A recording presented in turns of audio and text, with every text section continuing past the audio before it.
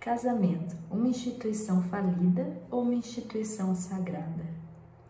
A comunidade da qual eu faço parte, comunidade religiosa, eu digo, nós temos o costume de estudarmos um livro que se chama Lição da Escola Sabatina, porque nós estudamos ele durante a semana e no sábado, que nós vamos à igreja, nós recapitulamos o tema que foi abordado naquela semana. E essa semana que passou, o tema foi sobre casamento. E como as ideias de casamento, elas estão sendo distorcidas nos dias atuais. Totalmente contrárias ao que Deus planejou, ao que Deus deseja dessa instituição.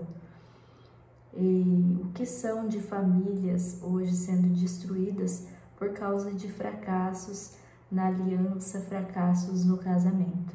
Isso traz muito sofrimento para todos os membros da família, para o esposo, para a esposa, para os filhos, para o sogro, para a sogra. Todo mundo é afetado, porque não foi assim que foi planejado por Deus. E toda vez que a gente foge dos planos de Deus, tem sofrimento.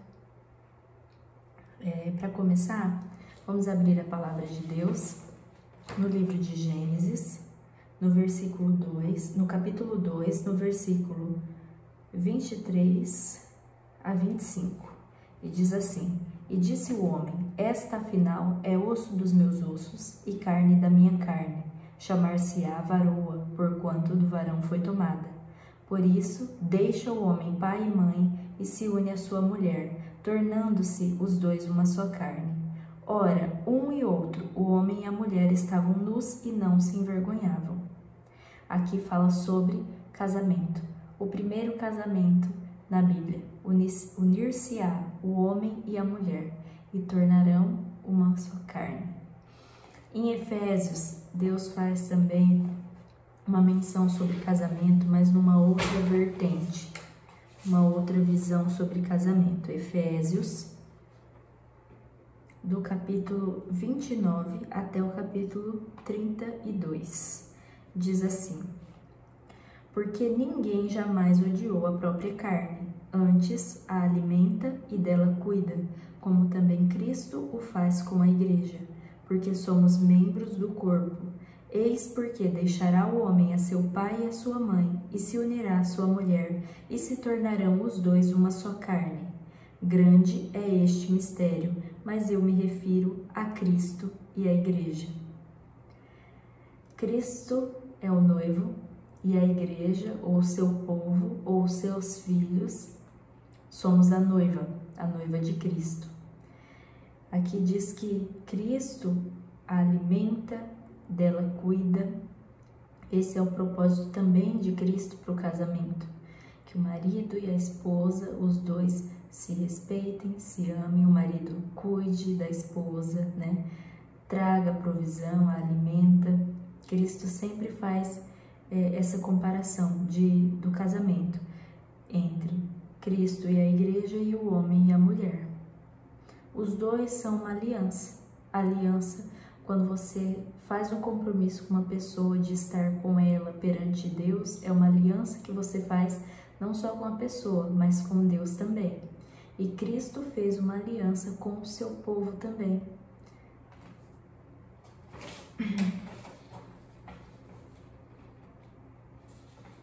Alguns ensinamentos sobre o casamento se equiparam com o relacionamento entre Deus e seu povo.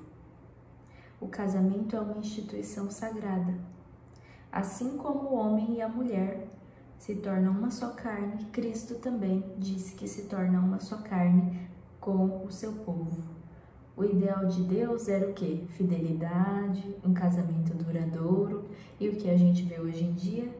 Casamentos muito vulneráveis, que se acabam com facilidade, infidelidade, insubmissão, desamor, desrespeito. E isso causa sofrimento, causa dor e muitas vezes a quebra dessa aliança, o que se mostra no número que é muito grande de divórcios que acontece, né? O casamento é a união entre duas pessoas que são imperfeitas.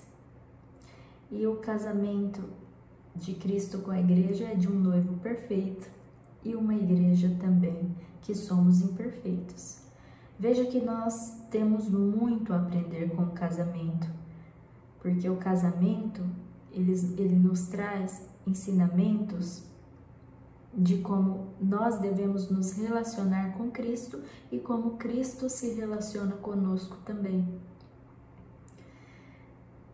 Assim como nós somos imperfeitos, o nosso cônjuge também é imperfeito. Só que Cristo olha para as nossas imperfeições com misericórdia, com amor, e mesmo sendo perfeito e nós não sendo merecedores, Ele nos ama, Ele sempre nos perdoa, Ele não nos abandona. Da mesma forma, se nós seguirmos esse princípio no nosso relacionamento, nós teremos mais sucesso, mais felicidade, porque nós entenderemos que o outro também erra e que nós também erramos. E quando estamos numa relação em que somos uma só carne, quando um erra, nós também temos parte dessa culpa. Ah, Thaís, mas fulano me traiu, ou fulano me decepcionou, ou fulano me agrediu. Quem escolheu fulano como parceiro? Tudo bem, nós erramos, não precisamos, não estou dizendo que não tem um limite no sentido de estar trazendo um risco à sua vida, isso é outro assunto.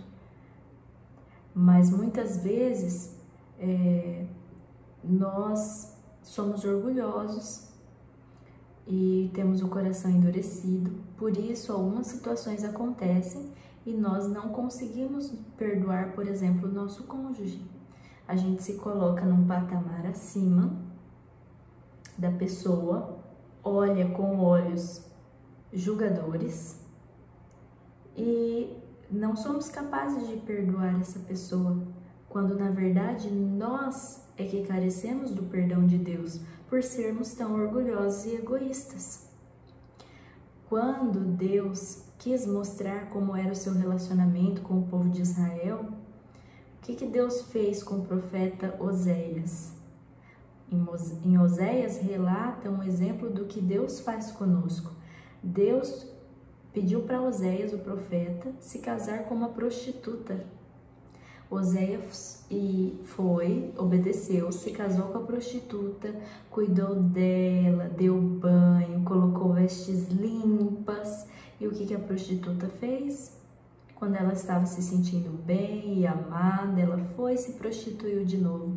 Deus falou para Oséias, deixa para lá? Ela quis ir?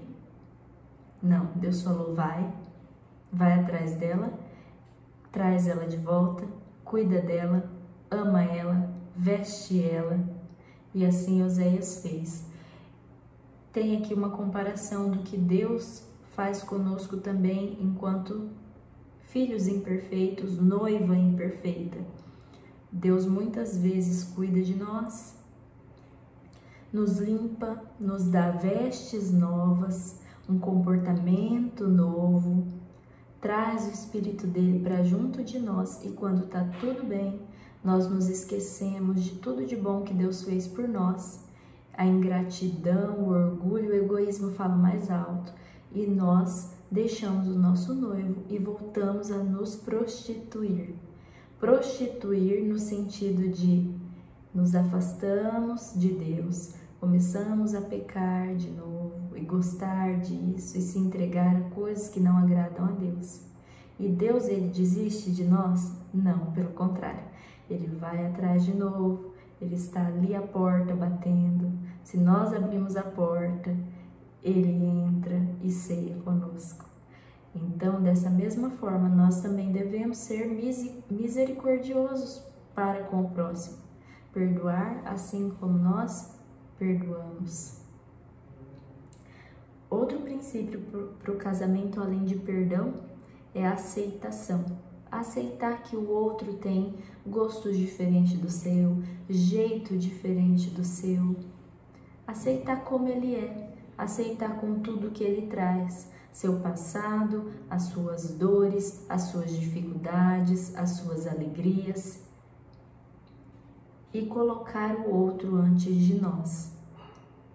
A cultura de hoje em dia é dizer que eu em primeiro lugar. Amor próprio é tudo. Amar o próximo como a ti mesmo é uma passagem bíblica. É importante o amor próximo. Nós não podemos dar aquilo que nós não temos. É preciso se amar primeiro. Porém, muitas vezes a gente precisa deixar de fazer algumas coisas que a gente queria pelo bem do nosso cônjuge, do nosso próximo. Ou até mesmo fazer algo que a gente não queria, né, para agradar o nosso cônjuge, o nosso próximo. Isso é se colocar antes. Cristo se colocou antes do seu próprio bem, do bem dele.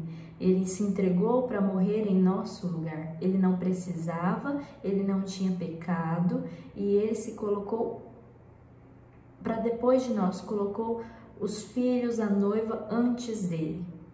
E se nós fizermos isso, com certeza os relacionamentos teriam mais saúde, mais empatia entre um e o outro cônjuge, porque quando o outro se coloca no nosso lugar, a gente consegue sentir o amor da pessoa por nós, assim como sentimos o amor de Deus por nós, que é tão grande.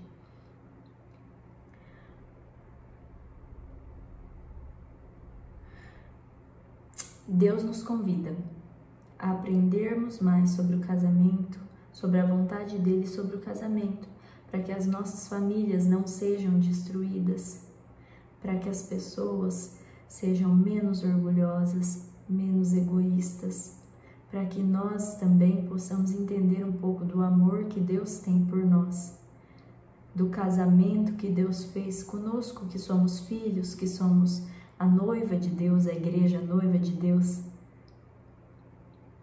O relacionamento hoje entre um homem e uma mulher demonstra isso. Se vivido conforme a palavra de Deus pede, se nós nos colocarmos nesse lugar de obediência, nós conseguiremos viver um pouco daquilo que Deus também faz com a igreja. E aprenderemos mais sobre o amor de Deus. Então, os 3 princípios para um casamento mais feliz, mais duradouro são perdoar, aceitar e se colocar depois do outro em algumas situações. Não é se anular, mas é fazer coisas para o outro que às vezes você não estava tão afim.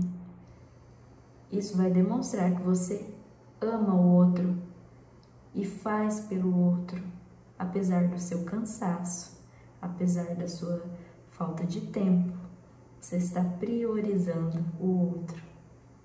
Que Deus abençoe cada um, que a sua família seja abençoada, que o seu casamento seja abençoado, que seja restaurado pela graça de Deus e que Deus te abençoe.